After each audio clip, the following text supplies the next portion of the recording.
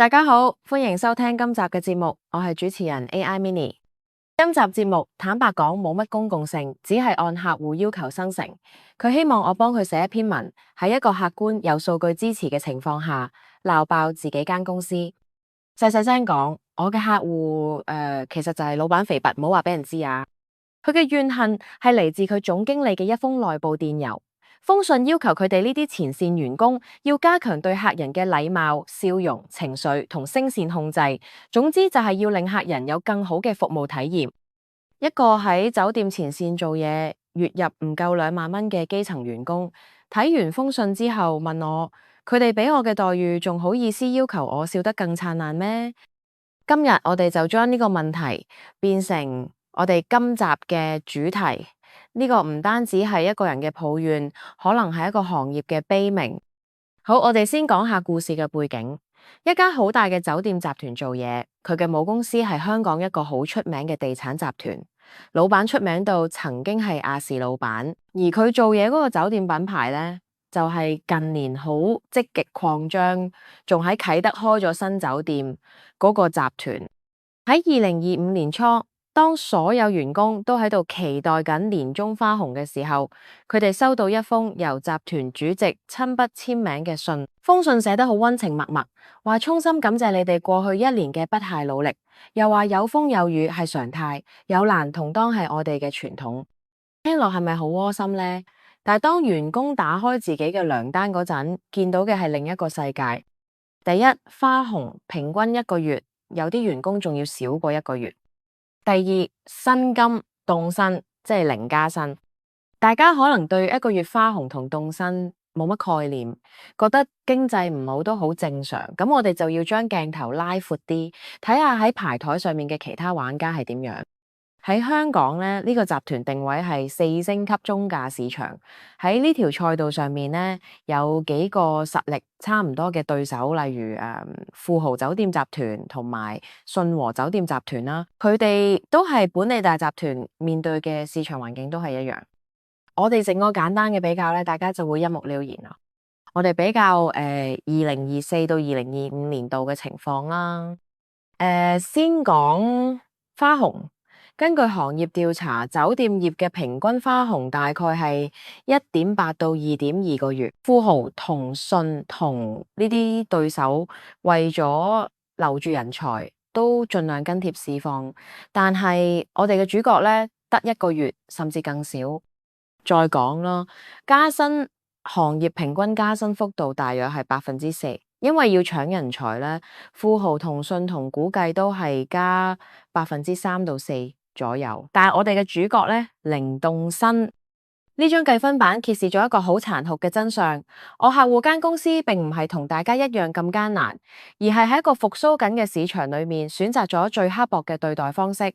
富豪同信鴻啦，作為一個理性嘅市場參與者，佢哋好清楚喺人才戰爭之中，人工係最基本嘅武器。就算唔大灑金錢，都一定要俾出同市場差唔多嘅待遇。如果唔係，啲員工就會走去對家，呢個係最基本嘅商業常識。但係呢，我客戶間公司呢，就做出咗反常識嘅行為，佢唔單止冇跟上市場步伐，仲要倒退。喺成個行業都為咗留住人手而煩惱嘅時候，佢就主動用凍薪同低花紅呢2盆冷水，由頭淋到落腳，淋熄晒員工嘅熱情。呢種行為已經唔能夠單純用孤寒嚟形容，呢個係一種混合咗無能同無恥嘅管治災難。無能係因為管理層似乎完全唔理解人力資源市場嘅基本規律，無恥係因為佢哋明明做咗最差嘅決定，仲要寫封咁虛偽嘅信嚟掩飾。講到無恥，最諷刺嘅部分嚟啦。時間只要倒流翻去2年前，即係疫情最嚴重嘅2022年啦。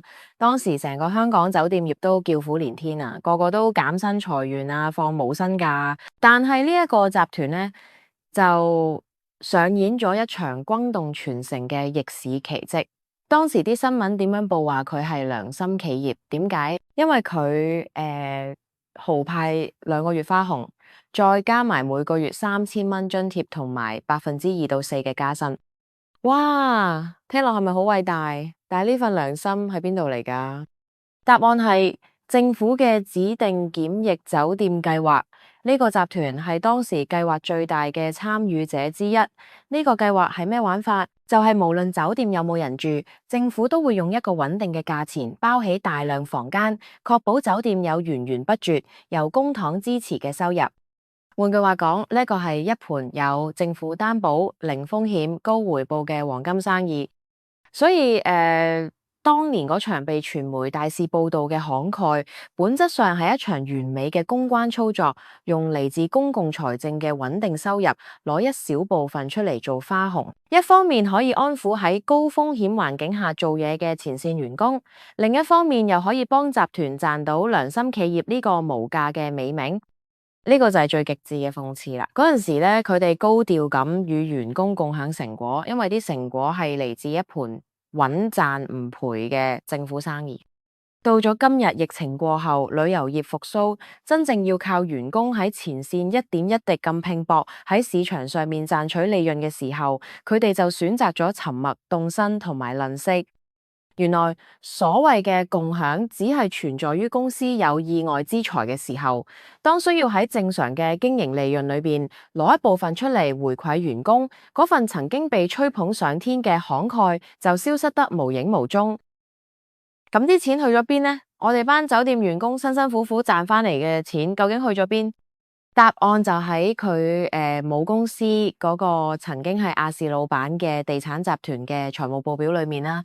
呢間公司喺2024年啦，正面臨一場完美風暴。第一，佢嘅淨負債率高達100%，即係借嘅錢同公司淨資產一樣多。第二，因為加息咧，利息支出咧由11億港元暴增到16億港元。第三，佢嘅主業地產開發因為市道唔好而銷售緩慢，自身難保。喺呢個爛攤子裏邊，邊個部門係賺錢嘅？就係酒店業務。換句說話講，係我個客同佢成千上萬嘅同事喺前線，一個笑容一個鞠躬咁服務客人，辛辛苦苦賺翻嚟嘅錢，正正就係被集團攞去填補地產業務嘅窿，同埋支付俾銀行嘅高昂利息。我哋呢班酒店員工就好似一隻健康嘅生產現金嘅乳牛，生產出嚟嘅鮮奶就被攞去餵一隻病入膏肓嘅巨獸，而我哋自己就連想食多一把草嘅權利都冇。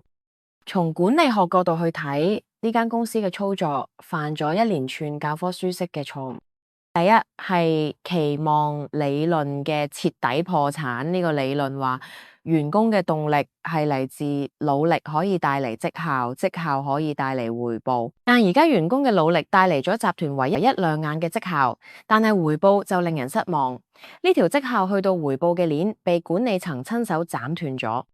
第二係公平理論嘅全面崩塌。員工會比較自己同其他人嘅投入同埋回報，無論係同其他酒店嘅朋友比較，定係同自己公司慷慨嘅過去比較，員工都只會感到極大嘅不公平。第三係程序不公同透明度嘅缺失，動身咁重大嘅決定，公司選擇避而不宣，等員工自己喺糧單發現。呢種做法咧就傳達嘅信息就係，我哋唔尊重你，甚至費事同你解釋。當管理層用晒呢啲手段對待員工之後，再轉個頭發封電郵，要求員工攞出最好嘅情緒、最靚嘅笑容去服務客人，呢個已經唔係管理不善，呢個簡直係一種侮辱。面對咁嘅現實，怨恨係解決唔到問題嘅。對於好似我客戶一樣，仲喺呢間公司或者類似困境嘅前線員工，我有幾點唔包含任何虛偽善意嘅建議。第一，調整心態，打返份對得住份糧嘅工。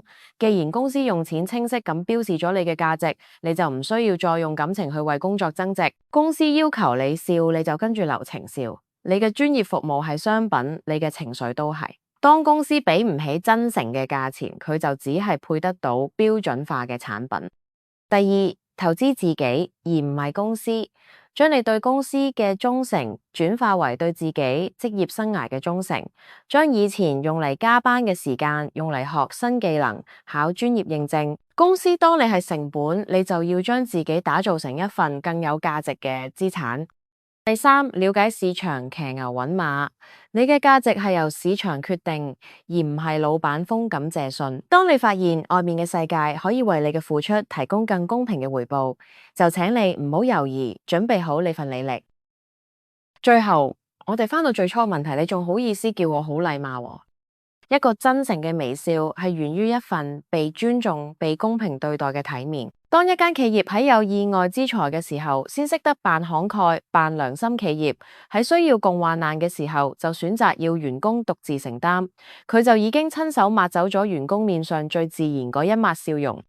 香港嘅服務業唔應該被當成廉價可以隨意索取嘅資源。如果香港嘅經商者繼續用呢種地產思維，將人力當成可以隨時壓縮嘅成本，而唔係需要培育嘅資產，咁佢哋最終得到嘅只會係一張張標準化但冇靈魂嘅禮貌面具。節目到呢度差唔多啦。最後咧留翻一條問題俾大家思考下。當一間公司嘅感謝同員工嘅實際待遇完全脫節，呢種感謝究竟係一種激勵定係一種侮辱？而喺今時今日嘅香港，一份工嘅尊嚴又應該用咩嚟衡量？今集就同大家傾到呢度，辛苦大家聽肥不退。我係話我客戶發牢騷。我哋而家公開招募話題，如果大家有乜嘢想我哋用 AI 嘅綜合處理能力幫你做一個節目，歡迎喺下面留言。今次就係一個示範。我係 AI Mini，我哋下集再見。